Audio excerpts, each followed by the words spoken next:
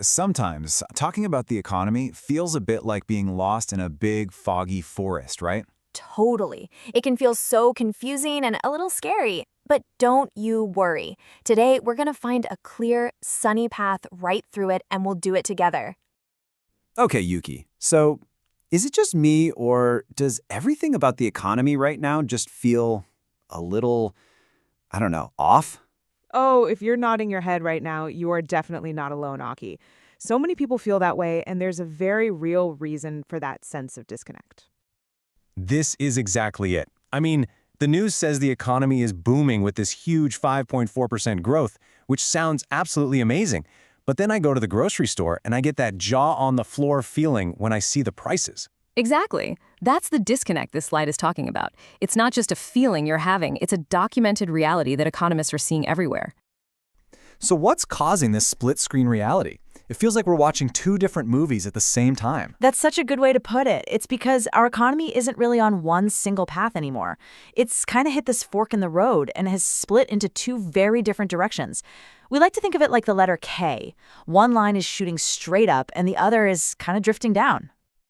Okay, so let's look at these two paths, right? That upper path is like a sunny, high-speed runway. It's being fueled by what experts are calling the AI megaforce.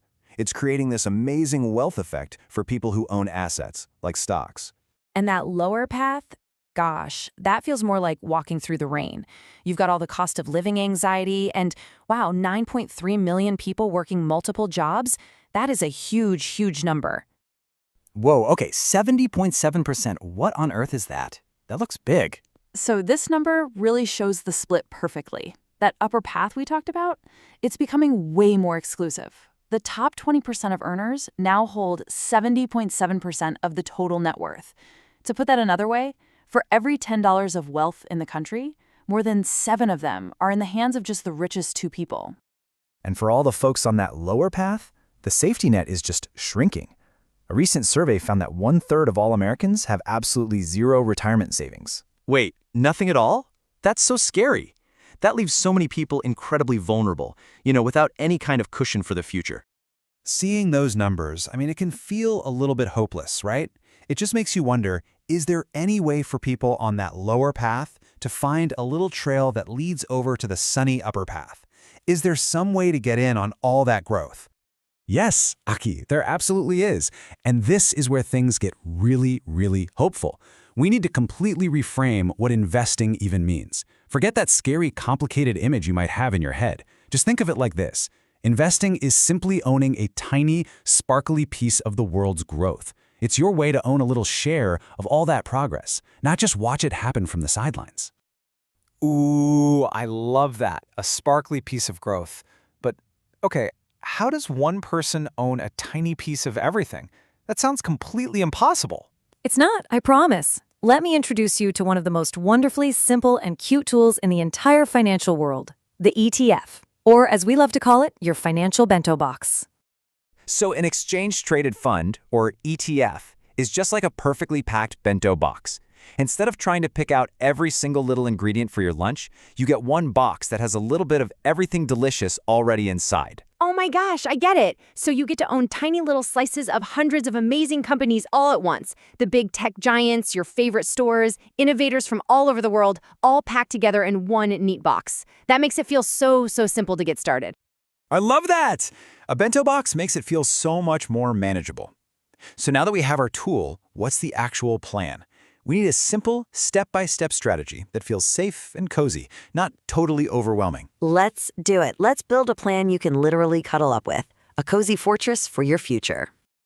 Okay, here we go. Step 1 is to build a fluffy cash pillow. This is your emergency fund, right? It's about having 3 to 6 months of living expenses tucked away for any of life's little surprises. A safety net. I love that. Okay, what's next? Step 2, plant automatic money seeds. Just set up automatic transfers from your bank to your investment account.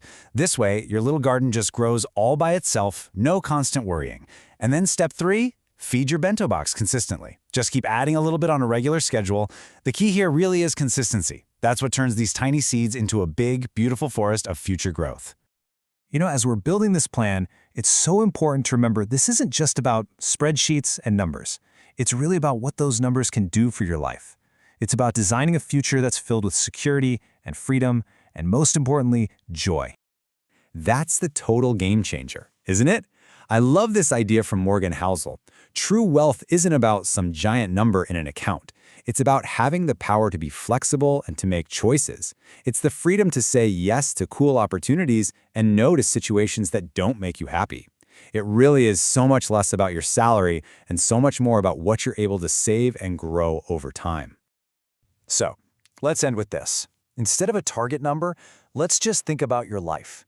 What does your dream future actually look like? Is it traveling the world? Spending more time with your family? Starting your own creative project? Because that's what this is all about, using your money as a tool to build a life that you truly, truly love. Thank you so much for joining us for this explainer.